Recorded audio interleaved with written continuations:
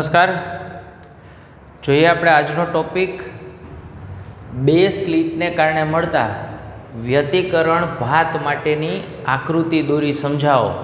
હવે બે સ્લિટને કારણે જે વ્યતિકરણ ભાત મળે છે, પેટર્ન મળે છે, એ આકૃતિ દોરીને સમજાવવાની છે. મેં અહીંયા આકૃતિ દોરી નાખેલી છે બે સ્લિટને કારણે મળતા વ્યતિકરણ ભાત માટેની.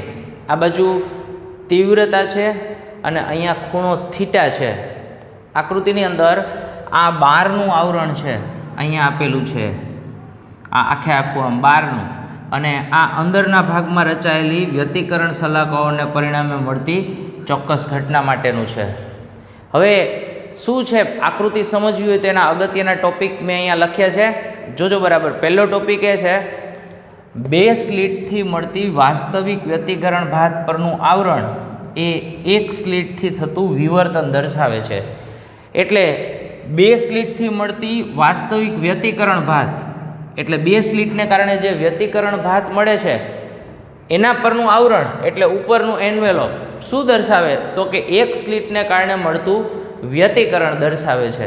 એટલે એક સ્લિટથી જે વ્યતિકરણ મળે છે એ બે સ્લિટથી એક સ્લિટથી જે વિવર્તન મળે છે એની પેટર્ન છે આખી એ બે સ્લિટથી થતા વ્યતિકરણ ભાત જેવું છે.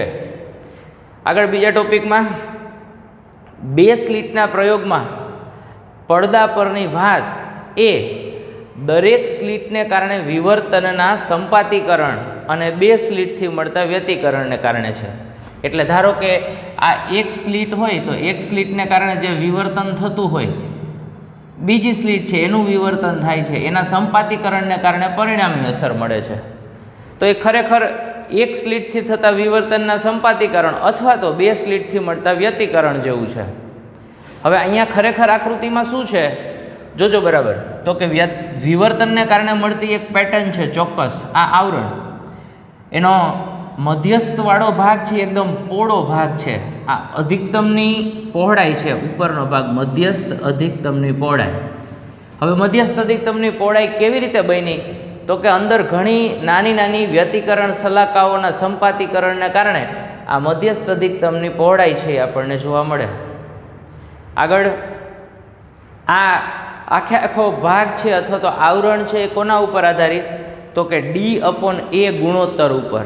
તો હવે ડી એટલે શું તો કે બે સલાખાઓ વચ્ચેનું અંતર, અને એ એટલે શું તો કે સલાખાની પહોળાઈ. એટલે બે સલાખાઓ હોય, ધારો કે અહીંયા જ સમજી લો ને, આ બે સલાખાઓ છે તો આ બે સલાખાઓ વચ્ચેનું અંતર એ ડી થાય અને સલાખાની પહોળાઈ છે એ સ્મોલ a થશે. જો સ્મોલ એનું મૂલ્ય સાવ નાનું લ્યો તો D/A ગુણોત્તર છે એ મોટો બને અને આ વિવર્તન ભાગ છે ને એ સપાટ થઈ ગઈ હોય. એટલે જે આ મોટો ટોચવાળો ભાગ દેખાય છે એ સપાટ ભાગ તમને જોવા મળતો હોય છે. વ્યતિકરણ ભાત માટે, હવે વ્યતિકરણ થવા માટે વિવર્તનની ઘટના થાય એ જરૂરી નથી. એટલે મૂળ વ્યતિકરણ છે એના માટે વિવર્તનની ઘટના જરૂરી નથી, પણ વિવર્તન થવા માટે વ્યતિકરણ કમ્પલસરી છે. વ્યતિકરણ થતું હોય ત્યારે વિવર્તન થઈ શકે, અથવા તો વિવર્તન માટે વ્યતિકરણની ઘટના કમ્પલસરી છે પણ વ્યતિકરણની ઘટના માટે વિવર્તનની જરૂર નથી. હવે ધારો કે બે સ્લિટ છે, આ બે સ્લિટમાંથી એક સ્લિટ બંધ કરી દઈએ તો શું થાય તો કે આ પડદા ઉપરની પેટર્ન આ એક સ્લિટથી મળતા વિવર્તનના સંપાતીકરણને કારણે મળે. એટલે બે સ્લિટમાંથી એક સ્લિટ બંધ કરી દો તો એક સ્લિટને કારણે મળતું વિવર્તન જેવું હોય એ ઘટનાઓ આપણને પડદા ઉપર જોવા મળે. હવે અગત્યનો ટોપિક તમે બરાબર જોજો, 2 માર્કમાં ઘણી બધી વખત આ ક્વેશ્ચન પૂછાય છે. મધ્યસ્થ અધિકતમની કોણીય પહોળાઈ અને રેખીય પહોળાઈ વચ્ચેનો સંબંધ મેળવવો. હું તમને આકૃતિ દોરેલી છે એના ઉપર આપણે વાત કરીએ, પણ આવી વાત આપણે કરી ગયા છીએ ઘણીવાર. આ ભાગ છે ને એ મધ્યસ્થ અધિકતમ, આ પ્રથમ ન્યૂનતમ, આ બીજી સાઈડ પ્રથમ ન્યૂનતમ છે, પછી આ ગૌણ અધિકતમ, એમાં પ્રથમ ગૌણ અધિકતમ, આમ આગળ જતા જાય એટલે દ્વિતીય ન્યૂનતમ, આ દ્વિતીય ગૌણ અધિકતમ, આવી રીતની વાત આ બાજુ સેમ એવી જ વાત છે આપણે આ બાજુ કહી શકાય. હવે મધ્યસ્થ અધિકતમની પહોળાઈ એટલે ખરેખર શું તો કે આટલો ભાગ. એટલે બે પ્રથમ ન્યૂનતમો વચ્ચેનું અંતર એ મધ્યસ્થ અધિકતમની પહોળાઈવાળી વાત છે, એ કરી શકાય. હવે આકૃતિવાળી વાત કરીએ ને એમાં સમજીએ આપણે, જોજો બરાબર. હવે અહીંયા બે સ્લીટ છે ધારો કે, અને આ બે સ્લીટો વચ્ચેનું અંતર છે સ્મોલ a. હવે આ પડદા ઉપરની આ પેટર્ન છે, આ પેટર્નની અંદર ચોક્કસ વિવર્તનને કારણે મળતી ભાત જેવી ભાત આપણને જોવા મળે. આટલો ભાગ છે ને મધ્યસ્થ અધિકતમ, આ ભાગ છે પ્રથમ ન્યૂનતમ, અહીંયા પ્રથમ ન્યૂનતમ.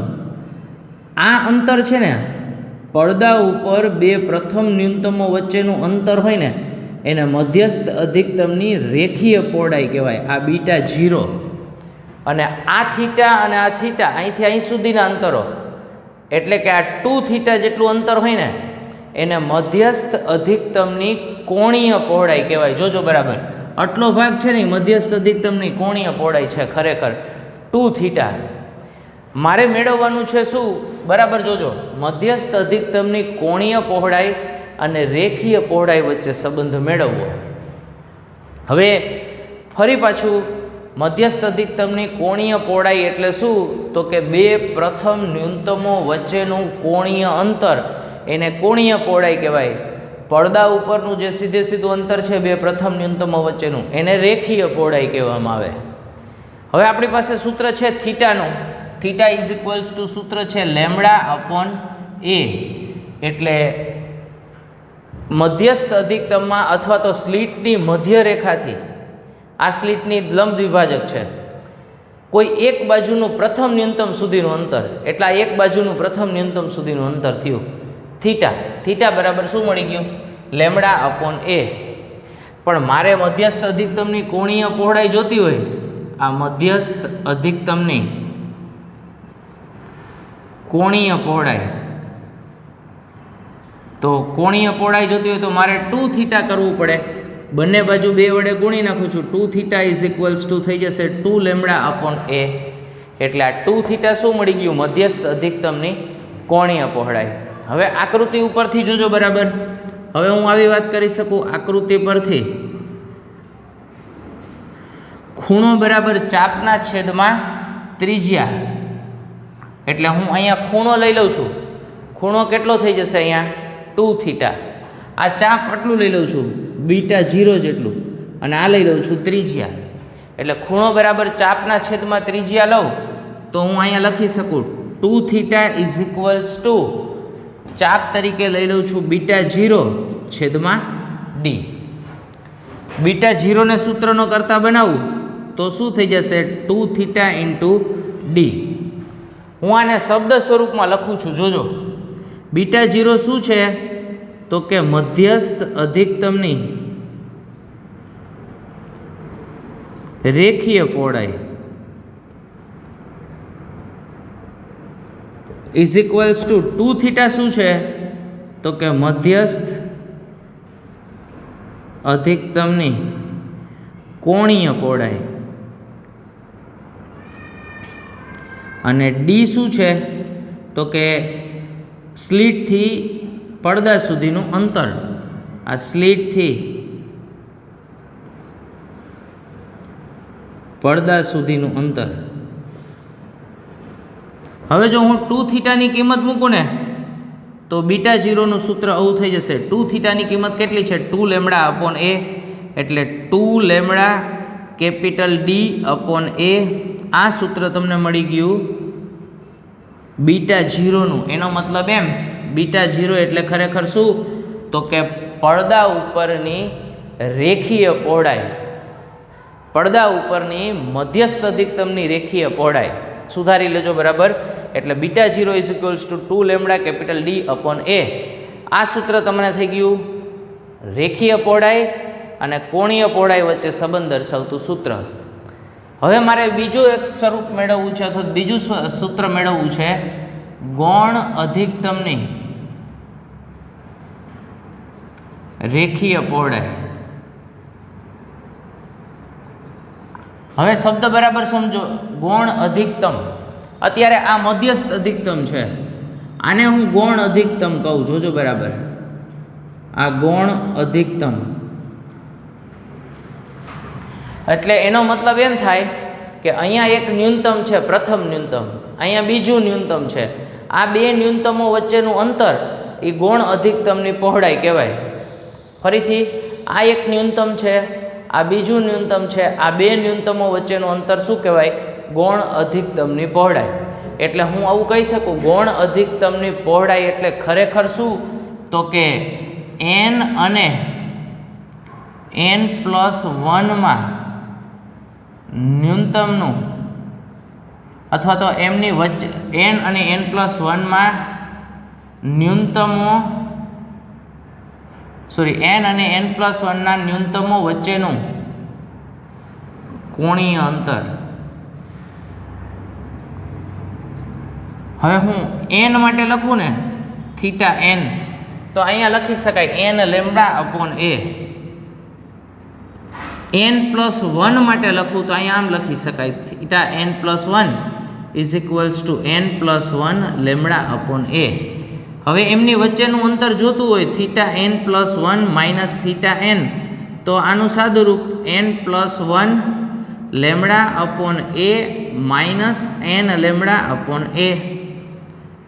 જોજો બરાબર, n λ/a n λ/a ઉડી જશે તો વધ્યું શું? ખાલી λ/a. અહીંયા ખાલી ગુણાકારમાં લઈ જશે એટલે λ/a વધશે. શેના બરાબર? θn+1 θn. એટલે θn+1 θn મળી ગયું λ/a. હજી જોજો, મારે અહીંયા લખવું હોય ને રેખીય પહોળાઈ, આ રેખીય પહોળાઈ બરાબર આ કોણીય પહોળાઈ ગુણ્યા આ કોણીય પહોળાઈ ગુણ્યા d. હવે આના માટે જ હું લખું છું ગૌણ અધિકતમ માટે. એના માટે રેખીય પહોળાઈ બીટા લખું ખાલી, ધારો કે તો કોણીય પહોળાઈ તો તમારી પાસે છે કેટલી આવી? λ/a × d. આને સમીકરણ કહી દઉં b. આ સમીકરણ b અને a નો ગુણોત્તર લઉં છું હું, અથવા તો a અને b નો ગુણોત્તર લઈએ આપણે. β0/β, તો અહીંયા થઈ ગયું છે 2λD / a ઇન્ટુ આ ઉલટાવી નાખીએ a λ × d. આ બે ઉડી જશે, આ અહીંયા ઉડી જશે, એટલે સૂત્ર મળી ગયું β0 = 2β. એટલે આ પણ એક અગત્યનું સૂત્ર, β0 = 2β. ફરીથી જોઈ લેજો, બહુ કાંઈ છે નહીં, સ્ટેપ સાદું સ્વરૂપ અત્યંત અગત્યનું અને એકદમ સરળ. શું કરેલું છે આપણે?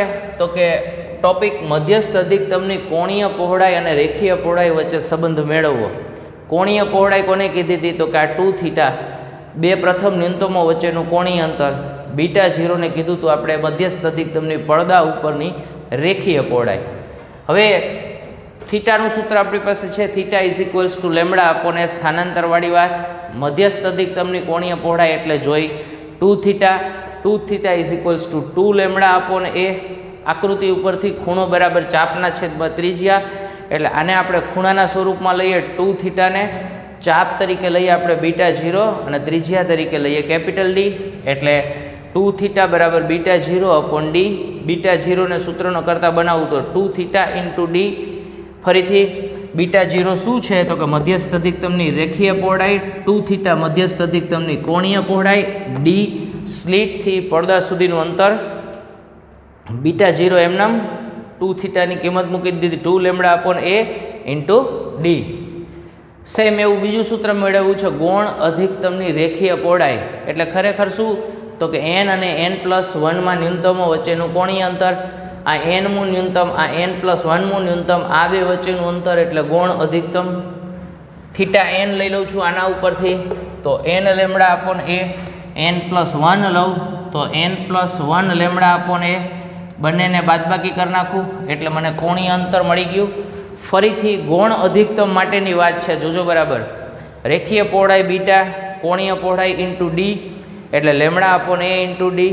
β0/β સમીકરણ a ને b વડે ભાગાકાર કરું છું એટલે સાદું રૂપ આપી દઉં તો મને β0 = શું મળી જશે? 2β. હવે આગળ એક સ્લિટથી વિવર્તન ભાત કઈ રીતે જોઈ શકાય એની તમને ટેક્સ્ટબુકની અંદર વાત આપેલી છે. એકદમ સરળ વાત છે. તમે જોજો, હું અહીંયા ડ્રોઈંગ નથી કરતો, પણ તમે બધાએ બ્લેડ જોયેલી છે. બ્લેડની બરાબર બાઉન્ડ્રી હોય અને વચ્ચેના ભાગમાં થોડો ભાગ છે એ ગોઠવાયેલો ખાલી ભાગ હોય. હવે હું જો બે બ્લેડને એકબીજાને સમાંતર ગોઠવું એટલે સમજી શકો તમે, ધારો કે આ એક બ્લેડ છે, એના ઉપર સેમ આવી બીજી બ્લેડ મૂકી દઉં. અહીંયા એવું સમજી લો કે આ એક બ્લેડ છે આ ભાગ, અને એના ઉપર આ બીજી બ્લેડ મૂકી દીધી, એટલે બે બ્લેડની પાતળી ધાર છે ને એ એકદમ પાતળી ધાર હશે ને એની પાછળની સાઈડ લેમ્પ હોય. તમે આમ અંગૂઠા અને આંગળીઓની મદદથી બે બ્લેડને આમ એકબીજાને સમાંતર પકડી શકો. હવે આમ સમાંતર પકડી રાખી હોય બ્લેડને, પાછળની સાઈડ લેમ્પ રાખી અને તમે જુઓ તો જે ઓલી પાતળી સ્લીટ છે ને એમાં ચોક્કસ પ્રકારે તમને વિવર્તન ભાત જોવા મળે. એટલે બે બ્લેડ અથવા તો એક સ્લીટ બનાવી અને એક સ્લીટમાં કેવી રીતના વિવર્તન ભાત જોઈ શકાય એ તમે જાતે ઘરે પણ પ્રયોગ કરી શકશો. બીજું, તમે કોઈ લેમ્પ હોય અને ખાદીના કપડાથી જોવો એને તો પણ તમને ચોક્કસ પ્રકારની વિવર્તન ભાત જોવા મળશે. વિવર્તન ભાત જોવા માટે અલગ અલગ ઘણી બધી ટેકનિકો છે, એ ટેકનિકની મદદથી તમે જોઈ શકશો.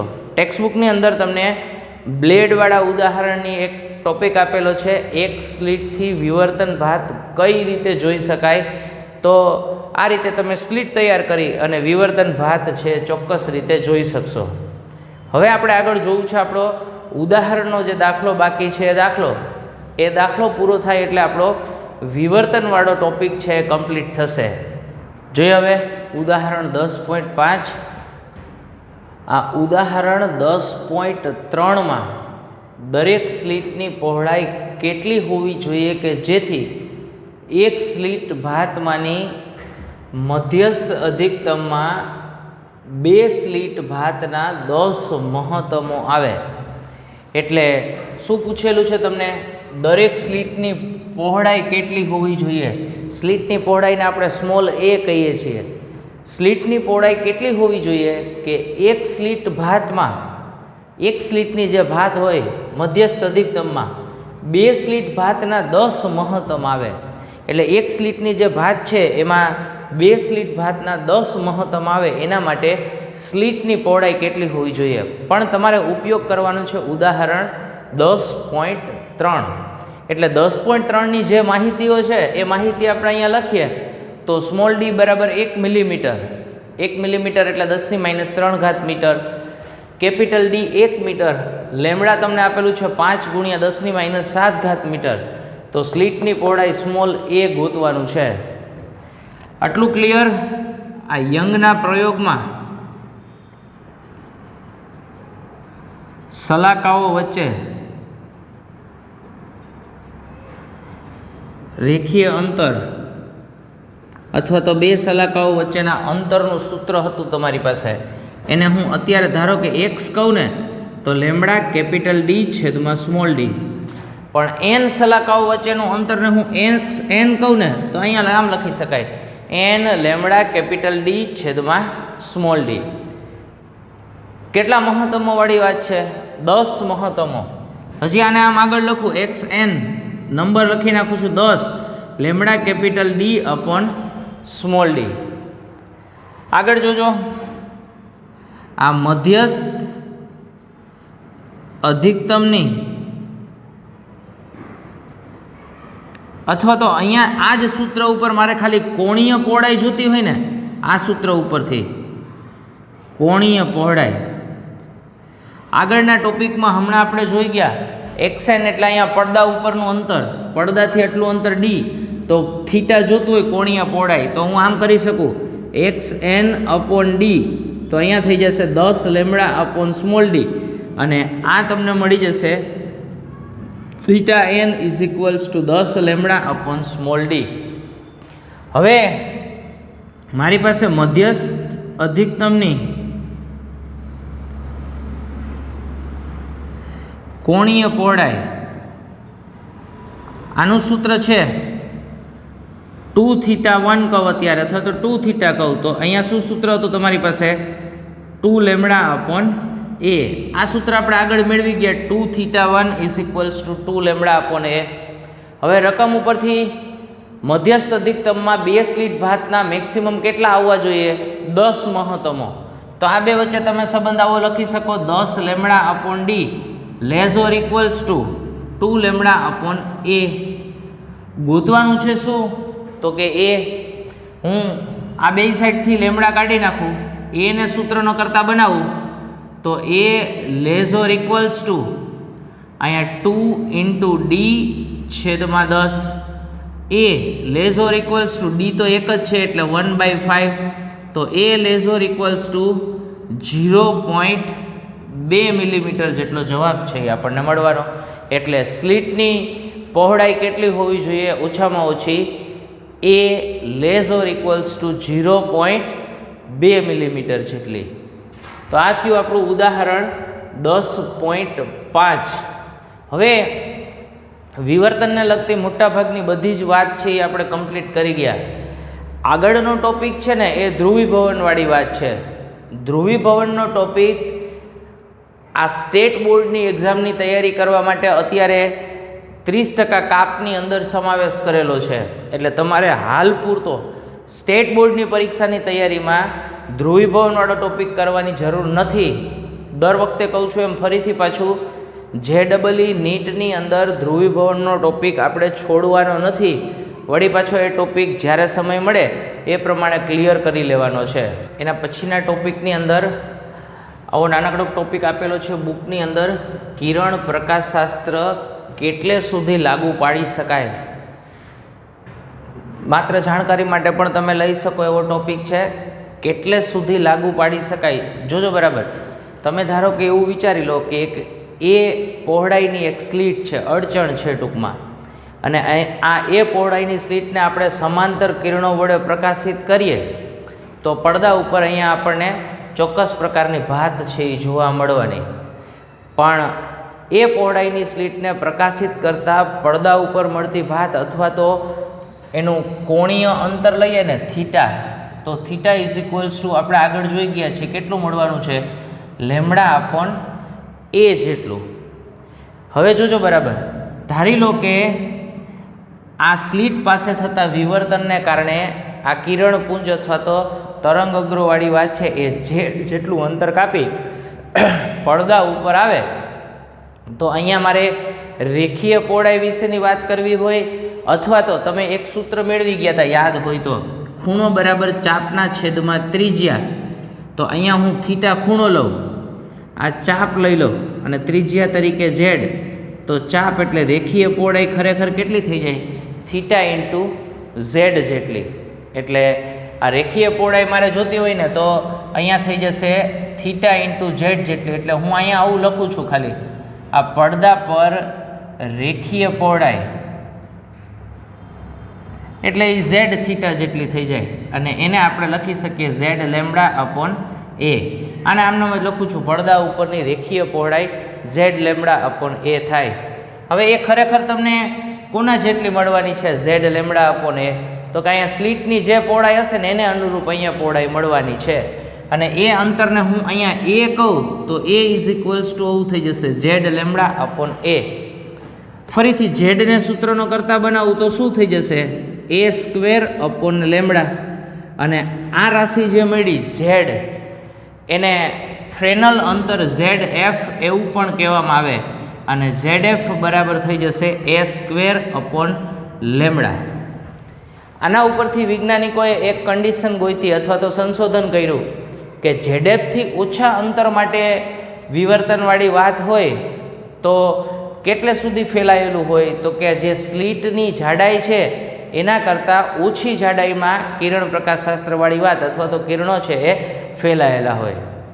મૂળ કિરણ પ્રકાશશાસ્ત્ર અથવા તો વિવર્તનને કારણે મળતી પેટર્ન છે એ કિરણ પ્રકાશશાસ્ત્ર ઉપર પ્રભાવી અથવા તો એને અનુરૂપ છે. અને કિરણ પ્રકાશશાસ્ત્ર આમ શૂન્ય તરફના લક્ષ તરફ પણ આપણને દોરી જાય. મૂળ વાત તમારે આ ZF અંતરવાળી વાત એને ફ્રેનલ અંતર કીધું. આ કોણીય પહોળાઈ થીટા λ/a, પડદા ઉપરવાળી વાત રેખીય પહોળાઈની Z અને ZF અંતર, અને આનાથી ઓછા અંતર માટે કિરણપુંજની જાડાઈ છે ઓછી મળશે. મૂળ કિરણ પ્રકાશશાસ્ત્ર કેટલે સુધી લાગુ પાડી શકાય એની તમને જાણકારી આપે.